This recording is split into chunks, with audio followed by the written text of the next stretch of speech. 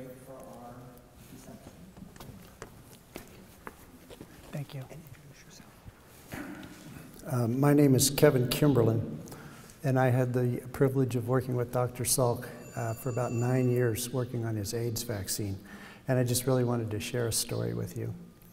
How I met Dr. Salk was pretty funny.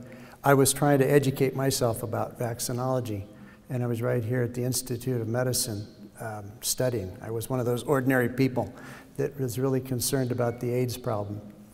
And I was looking through the American Microbiology, American Society of Microbiology journal, and there was a little mention of the 30th anniversary of the polio field trial that we saw.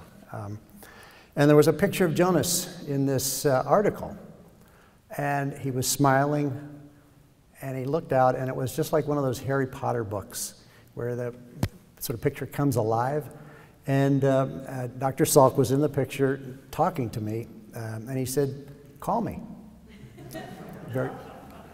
So I did. I had this conversation with him for 20 minutes and convinced him to meet, and he was so gracious and so generous, as you can tell. He was just so concerned about humanity, and I guess he saw that I had some energy and wanted to help out in that cause. There was one particular incident in my office.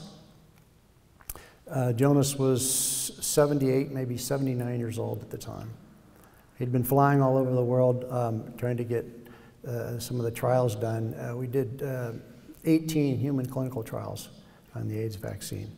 And he'd just flown up from Washington, D.C., and he was in my office. He was, like the movie said, just tireless worker. He never seemed to show any sort of fatigue.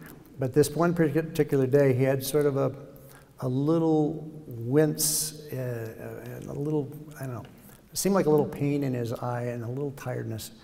And I said to Jonas, I said, "Why are you doing this? Why are you running around all over the world, you know, working so hard?" And Jonas looked at me and he said, "Because I don't want my life to have been lived in vain."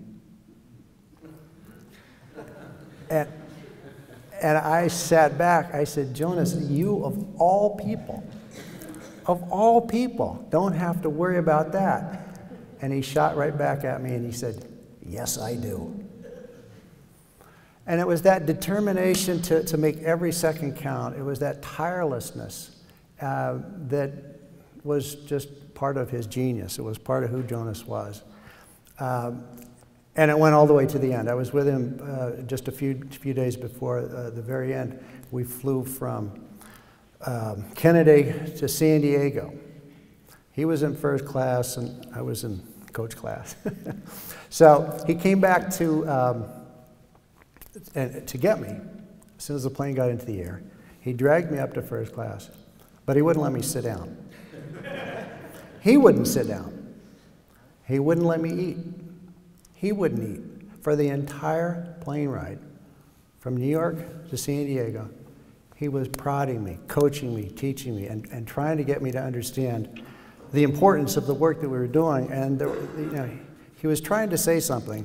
But I think what Jonas was trying to say to me, and what I would just like to say to you, is that you know, that determination to make every second count, and that importance of taking these messages, like the one you just heard in this movie, and making them real and making them impactful in people's lives, is something that drove him, and is something that has really influenced me, and I think it's something that all of us can carry away from this movie. So I want to thank you very much, Peter, for making this happen. Thank you.